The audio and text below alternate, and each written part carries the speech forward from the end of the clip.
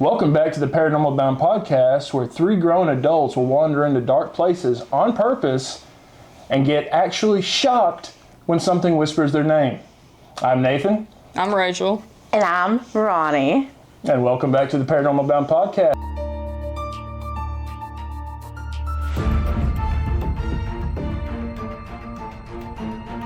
You are actually viewing it this time instead of listening for obvious errors that we didn't notice until we uploaded. So yeah, what's up, guys? What's up, guys? How has everybody been since we've Last talked. Yep. Yeah. I can't remember what the actual last episode was about. Just right offhand. What did we talk about? It wasn't the one with Quinn, was it? No, it was the one that sounded like we were speaking in Sims. Oh. Which one was that? I can't remember. Oh, goodness. I remember the cold opening because it was good to see you guys again or something like that. Like we hadn't seen each other in years. So yeah, on tonight's episode, and as you guys don't know this yet because you haven't seen the new studio. We're just kind of put up in a room right now that we're recording in until the studio is built. But soon enough, you will see a full studio behind us. And we are excited for that. We just got to get back out there and work on it some more. So yeah, tonight's episode is one of those that ventures on just a little bit strange and very creepy, but it takes place in the Cecil Hotel in Los Angeles. It is about Elisa Lam, which for those of you who didn't watch the previous video this past week, is a woman that went missing and then was unfortunately found unalived in a water tank that people were drinking and showering with. Yep. On top of that. So we're going to dive into it tonight. So please, everyone, grab a flashlight and a drink. And here we go. A surveillance video of a Canadian woman adds to the mystery around her death. This, take a look, is 21-year-old Elisa Lam riding an elevator at the Cecil Hotel in Los Angeles. So she peers out the doors, runs back in, and then presses several buttons. Strange behavior. But what happened afterward is even more bizarre. Several weeks after she was last seen, Los Angeles fire crews pulled Lam's body from the hotel's water tank on the roof. So let's turn now to CNN's Kyung Law in front of the Cecil Hotel right now. Very gruesome find, very perplexing mystery here. What more do we know about this case? Well, let's start with the actual murder case, the actual case itself. I can't call it murder because what the LAPD is saying is they're treating this as a suspicious death. They are not calling it a homicide. What they will tell us is that Lam, a resident of Vancouver, Canada, came down here as a tourist. She arrived in Los Angeles on January 26th. Well, on January 31st, she went missing. She was last seen here at the Cecil Hotel. You've seen that surveillance video. You've seen pictures that the LAPD has sent out of her. Then yesterday, the maintenance worker, responding to some concerns about some water problems at the hotel, went and checked the rooftop's water tanks. There are 4 of them. When he looked in one of them, that's when he made the gruesome discovery. The fire department investigators have been here. They did identify her through body markings. At this point, the autopsy is still being conducted. Frederica, still. And here we go. All right. What did we want to start with? We want to start with Cecil Hotel or the elevator game itself? I think we need to start with the elevator game. The elevator game. And then dive into where we were going to go.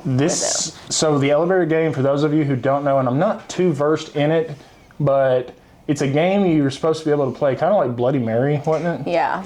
Yeah. Similar to it, but you're supposed to, in theory, go into another dimension if it works. And you have to be in a building with, I think, at least 10 floors, maybe 13 floors. It has to be more than 10. Or 10. It has to be 10. Yeah. And at some point during the game, if a person gets on the elevator that doesn't seem normal, you're basically told to not pay attention to that person, don't talk to them, don't acknowledge them. Don't even look at them. And then they will get off at a different floor. But what happens, did you guys ever find out what happens if you do talk to that person? Okay, so there's different theories. Let me see, because I got some that I have wrote down. Cause I don't know. I would want to talk to another person in another dimension. See, I've heard it's a little girl or a woman that greets you at like the 5th floor Yeah. if you do it right. So, I definitely don't tell your friends you're doing this, because if my friends told me they were doing it and what building, I would probably pay somebody to go up there and just give them that fucking freaking stare from the movie Smile. That was creepy as shit. oh, so the person becomes aggressive once you acknowledge them. Once they know that you acknowledged them. Am I saying that right? Does that make sense? Acknowledge, yeah. Yeah. If you talk to them. Yeah, once they realize that you realize they are there, then they can become aggressive, and then like their face will start distorting, and they'll try to trick you and keep you in their realm and stuff. That's what it's. So what I found. this other dimensional being is basically trying to get you off the elevator to join them in this other dimension, which is horrifying on its own. And Yeah. they might even, supposedly they might even eat you. Like there's a movie, the Elevator Game movie. I don't know if anyone's watched it. Have y'all watched it? Yeah. You guys told me we about it. I watched still haven't. I need to watch that later tonight. It's pretty weird. It is. I don't know though. You hate horror movies, so if you're saying it was good, it probably sucked. No, it was really good. Any jump scares? Yeah, the whole fucking movie. The whole freaking movie? Yeah, the whole freaking She movie. said freaking, chat. Yeah. Guarantee that one.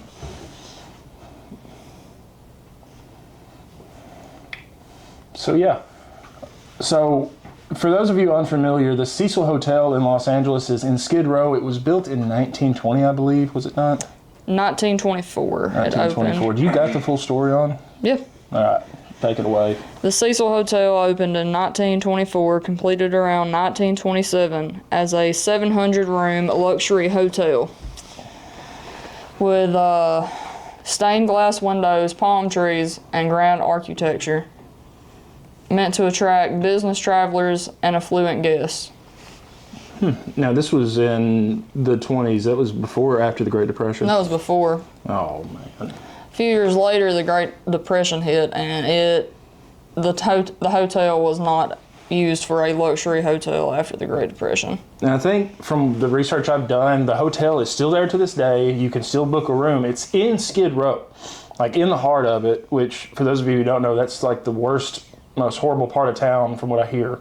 Bunch of drug addicts. Drug addicts, homeless people, gangs, everything. But this hotel is like I think it's fully redone inside. It's nice inside. You just don't want to go outside. I don't know, people, you can rent that hotel for like long stays, as in you can live there. And the homeless stay there because it is so cheap to rent a room for a night.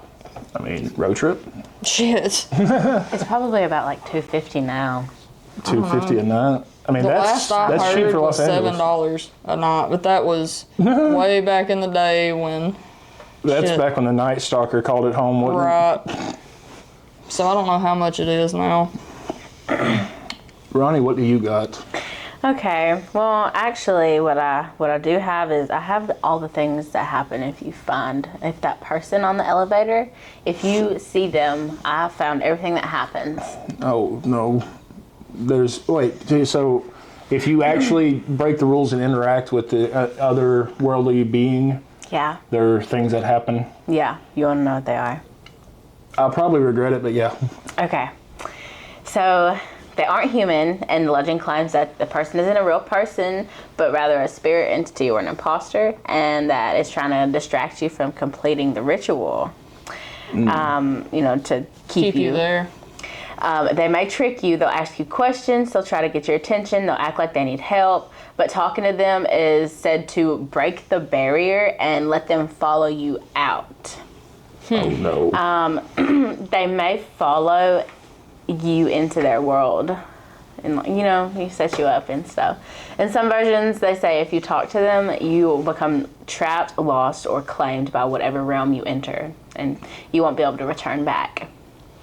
And once you acknowledge the figure in the elevator no longer listens to the sequence, and you cannot return back to your floor. Therefore, you cannot return back to your dimension. So you are stuck in that other dimension that probably looks similar to yours. Well, in some versions, yes, but in the movie that they had, they portrayed it as something sort of similar, but with like an eerie. You know how the filter. Stranger Things set is kind of similar to that? Yeah. I don't know. When I think of another dimension, I'm always thinking of the other side of the mirror. Everything backwards. That's just me Backwards. personally. I don't know. I tried popping my neck. It did not work. I took it as like somewhere similar to hell. Similar to hell, but not quite. Maybe like purgatory. Yeah, that's how I like took the it. I've seen Purgatory before. What exactly happened? I don't know. I've seen it through a window. Ooh. Like a viewing spot? Was that during one of the astral, what was it called? Traveling? No. Projecting. I was a little girl, and I was playing peekaboo with my imaginary friend in our fifth wheel camper in Midland, Texas. And as soon as I peeked my head up, he wasn't there, but I seen trees, and I seen like foggy green tint, dirt, and there was trees and everything. But really, when you went outside, it was sunny, and there was a line of campers behind us, like there was like probably 12 feet in between, but there were still campers. Yeah. There wasn't just trees. And then whenever I went outside, it was totally different. And in my little kid mind, I was like, that was so weird how it was different. Like I couldn't grasp the concept of it looked different when I looked out the window than it did whenever I went outside. That's crazy. It is crazy. It reminds me of a story I heard. I think this was back in the 30s or 40s. There was a young girl that used to go out and pick blueberries at her family's farm, and this was in America. I think it was 1934, somewhere around that area, but she would go pick blueberries, and she would take them back home, and she didn't have a bucket or nothing. She just carried them in her hands. Well, one day she went missing. Her mom came out to get her for dinner, and she wasn't there. They searched for this girl for 4 days straight without finding her, and then found her walking right up to them looking fine, still holding berries in her hand. And she claims that she got a little bit lost, and the sun never went down. She said it halfway went down, and something called the cat man kept following her. It was like a man with a cat's face kept following her and talking to her.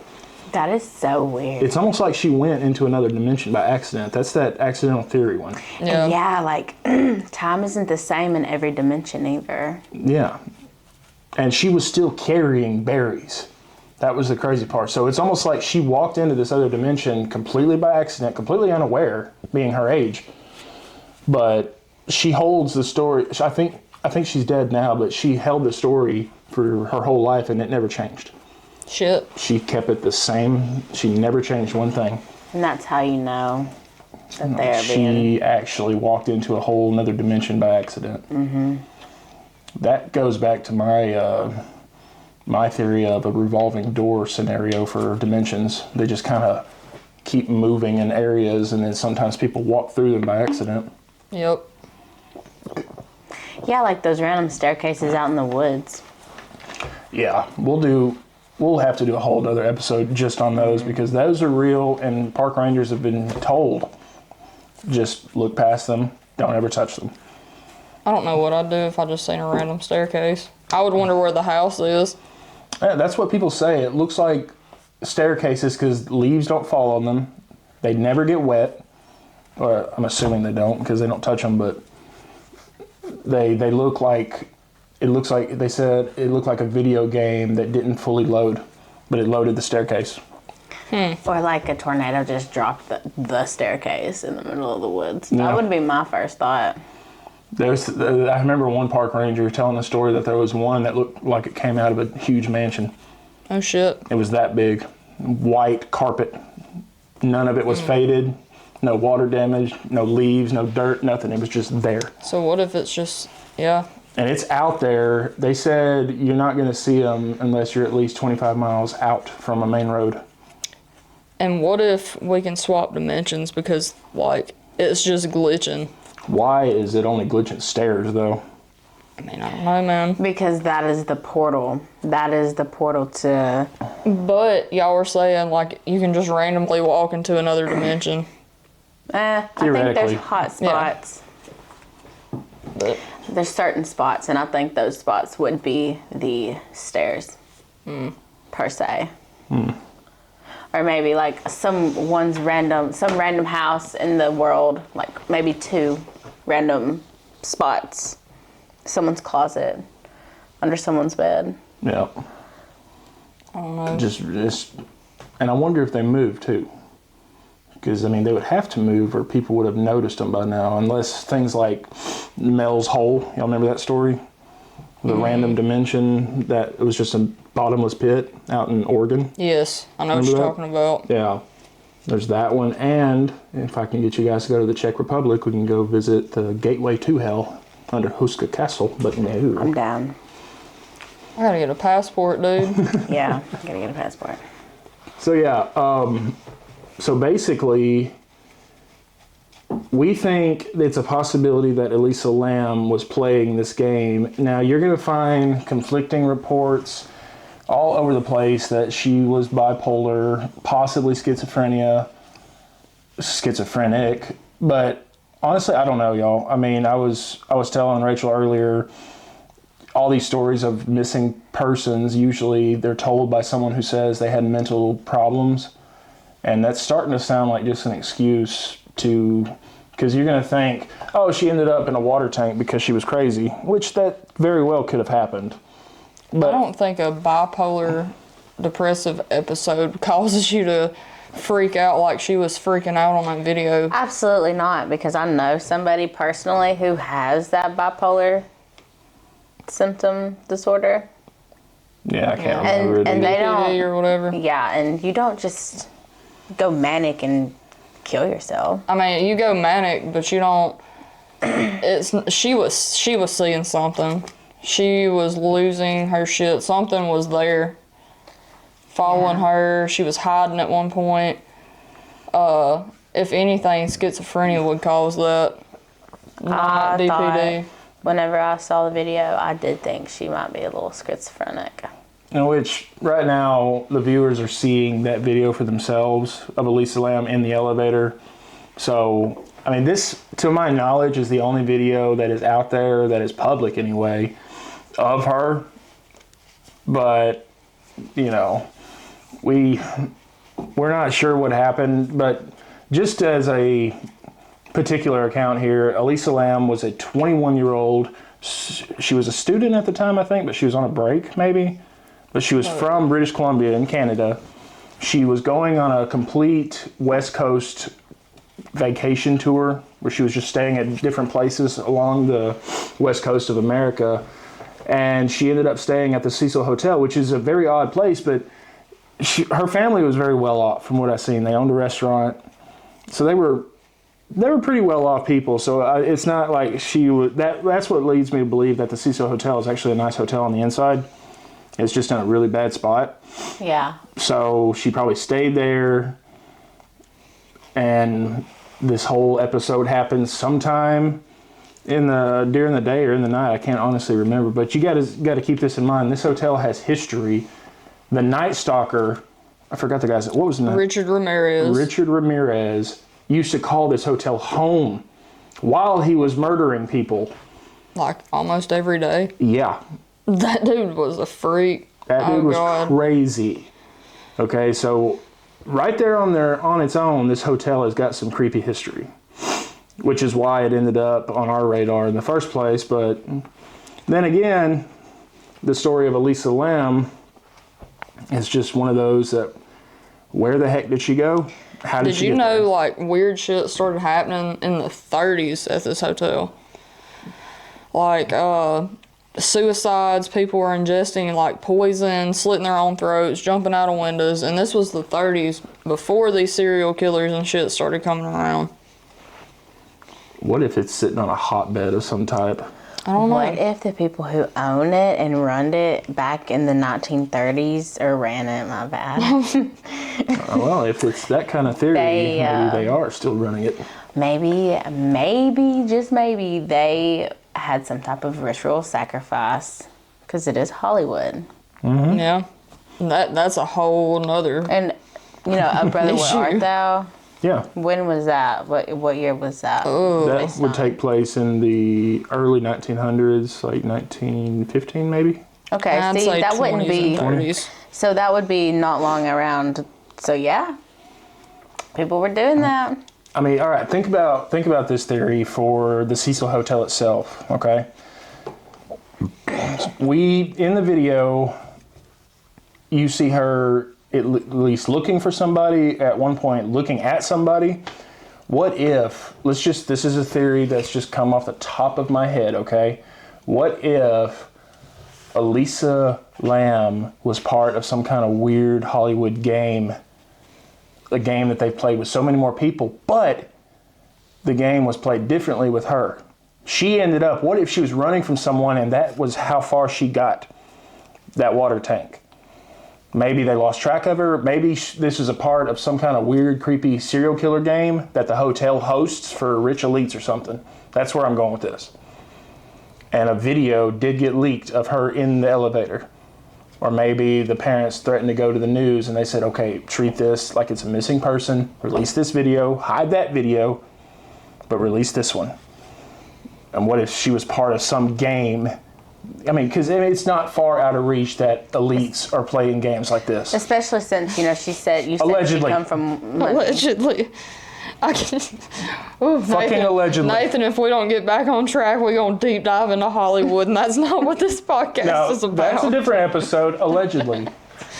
Just keep that in mind. I said allegedly. That's just a random theory. This video will probably not get... This will be the one that goes viral. Crap. I am from Washington and I live there currently. Anyway. And my name's Ronnie. Yeah, my name is Jack. I don't exist. I'm an illegal immigrant. Now you do exist on their radar. Nice one. Okay, so do your own research when it comes to this stuff, because there is so many rabbit holes surrounding Elisa Lam. Did she have a manic episode? Did she play the elevator game? And if so, the elevator game does not react like we thought it would. Because if that was the elevator game, because think about this, they've already seen the video footage that we have with her in the elevator. Very widely known video. The elevators don't close until after she's long off the elevator. Why? Yeah, I don't know. The only reason would be somebody, whoever's watching that security camera is fucking with that elevator. Stopping it in one place. Yeah. That takes it back to my alleged theory about elites playing games with people and killing them, because the elevator would not shut. She's trying to hit buttons, the elevator does not close, and it's not until after she leaves it that it shuts and goes to all the floors that she pushed. Here's another theory though. What if it was a maintenance worker? I thought about that, like the one who runs the cameras.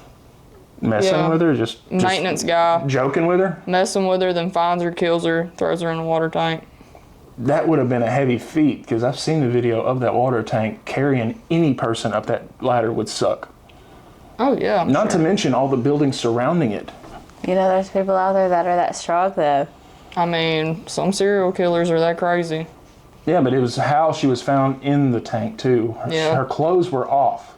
She was completely naked inside this tank. She wasn't dead before she got in that tank. It says here that, according to the staff, Elisa was initially in a shared room at the hotel, but later she was moved to a private room because other guests found her behavior disturbing.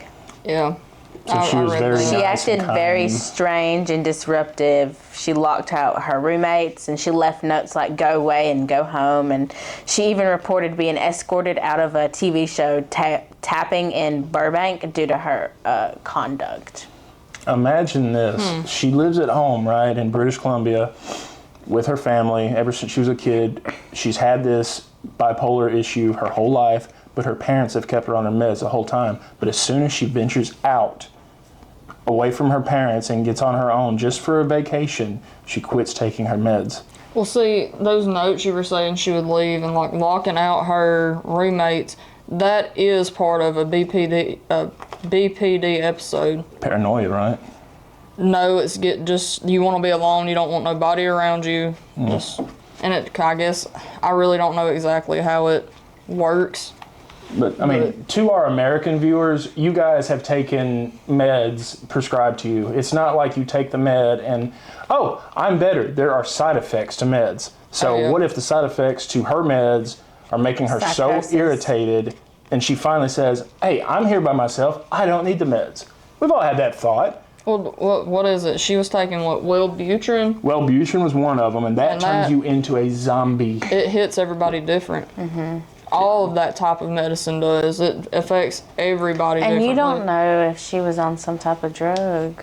She could Her have. She was in Skid Row. Oh my God. Toxicology. Toxicology report. She didn't have any drugs in her system. She had her drugs, her prescribed drugs. But it wasn't enough, She wasn't taking her full dosage. No. So yeah, I forgot about that. Yeah, they did release that. So, I mean, she was in Skid Row. She could have got any drug under the sun. Probably right down the road. Right. And what if they're hiding it? That's where the elites come back in. That's the thing, too, because it said she got a rape kit. And it was never released. Great. But she got a grape kit, and it was never released. But she was in this water tank for what, 3 weeks? 2 or 3, 3 weeks. Nothing in there would have. She was basically jelly. Yep. Which is gross. I know. Sorry about that. But she was submerged in water for a long time. And to be the someone who drank that water. Oh yeah, They that was a drank thing it. too. The people in the hotel were complaining that the water was a discoloration and it tasted off. Without going into detail, y'all know what they drank. They drank an Elisa Lam smoothie. Ooh, Why would you say that? Oh my God. I thought halfway as that was coming out of my mouth, I'm like, I probably shouldn't say this, I probably was going to throw up. but I said it. Ooh. And I hope we don't have any butthurt followers over that. I am cutting that out of the video. Don't, because that was great. No, yeah, don't cut it out. It's okay. it's I'm butthurt too, but it's this is how very- you get over it. It's very disrespectful to the Lamb family, and I'm so sorry that just kind of popped out. I meant no disrespect by it. Seriously. Like, Still too soon, Nathan. yeah, that was well over 10 years ago. That joke should have came out 10 years from now. I am so sorry. I am so ashamed right now. And I'm going to leave it in the video, too. Shame him. Yes. Put in a comment, shame Nathan, if you saw that. Hashtag shame Nathan. Yeah. He did 9/11. That's some effed up humor. I did what? What did you... Did you hear what she said? Oh, I heard 9/11. She said he did 9/11. Oh my He God. was like Wow. 8 at the time. I was 8 years old. Or 9? No, I don't know. I was old enough to walk to the bathroom on my own in school because I remember walking to the bathroom when I walked past the library and the TV was on. Dude, I remember them rolling the TVs into our classrooms and me being in I think I was in 1st, 2nd grade. Why were they showing that to 1st or 2nd graders? I was a baby. It was a big deal. Yeah, but why would they show it to kids? They're thinking they're about to watch Looney Tunes and they're watching The World Trade the World Center's Trade fall. Center. That's horrible. Yeah. I just remember thinking, it's a plane crash. Why are people going home from school for a plane crash? It was terrorists. I didn't know it was terrorists at the time. No one did. Yeah. That's crazy. Yeah, it's crazy. Millennials were just born into chaos. Yeah. That's why nothing affects us. That's that why what we we have are? effed up humor. Is that what we are, millennials? Yeah, we're I can never keep millennials. up. Why She's can't I barely be a- she's barely one. Oh, I am. 99's on the edge. I'm still one. I'll take it. What is it? Say, I can't see. I am blind as a bat. Me too. I Here, haven't- I can zoom in with my camera. Where's that? Should be in one of the corners. Oh yeah. What's the time? Let me look. I didn't even think about doing Bam, that. bam, bam. Yeah, Still there. Nathan's camera's got it. Because I don't know. 19.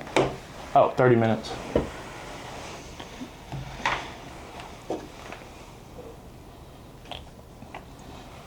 Okay, so, and we'll just get me at that spot. All right, so out of all of the conspiracies on Elisa Lam, how did she get in the tank? You guys got to Wait. imagine what? Especially about the tank. The tank's hatch had to be cut open to remove the body because the maintenance hatch was too small for a human extraction. Which, if it was too small for a human to come out of it, then it should have been too small for a human to get in it, no? I did not hear that part. I heard that it was a 20-pound lid that you had to pull up. It's one of, well, I mean, that's like people that cave spelunkers. They might can get down in it, but getting back out of it might be a Spelunkers? problem. Because people get trapped whenever they're, cave diving. It's called spelunking. You know, there's a guy that's still trapped to this day. Yeah, he died he got Where? wedged. Yeah, I think it's in Idaho, maybe, I don't know if it was Like the Idaho canyons? or Kentucky. it's somewhere in a mountain area. It was one of those cramped spaces. It's like that tall, and he was crawling through it, and he went down, and he thought he could just keep going, but he got stuck upside down. Got help to come in there to him, and they spent like 18 hours trying to get him out from that spot. They couldn't.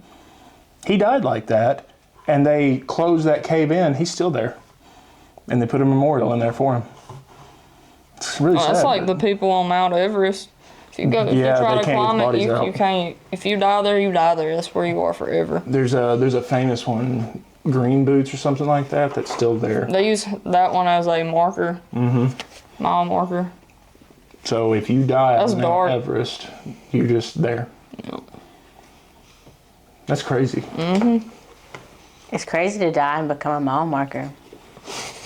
Yeah, that's one thing too. Goodness. Like, I don't know. put on I your wouldn't say a green mile boots. marker, but they use it as a marker to know I mean, where that's you pretty. are. You put your green boots on for the last time and it become history. Yeah, Yeah. you become immortalized on a freezing mountain. Yep.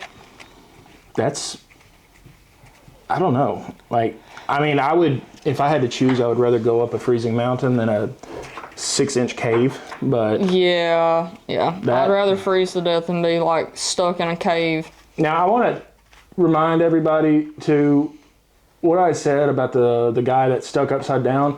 They didn't just leave him there and say, "Hey, you good? No, you're not good. Okay, we're going to close you up now." He died while he was being rescued. He died from the blood going to his head and staying there. They didn't just say, "Hey, we can't get you out. You'll die at some point," and leave. They stayed with him until, so he did not die alone, but he did unfortunately die from that. But they closed the cave off that way no one could ever go in there again. So He got his own tomb. Yep. I would ask for them to please inject me with something to kill me because I don't want to die like that. I don't know what kind of death that would be. I don't either. And the rescuers were probably dead set on saving him. So I don't know if they knew they just couldn't get him out. Well, it looks to me like our camera is starting to lose its power. But this was a pretty good episode. And we are about to go live on our YouTube channel. And our TikTok, so Yeah. So guys, from the Paranormal Bound team, we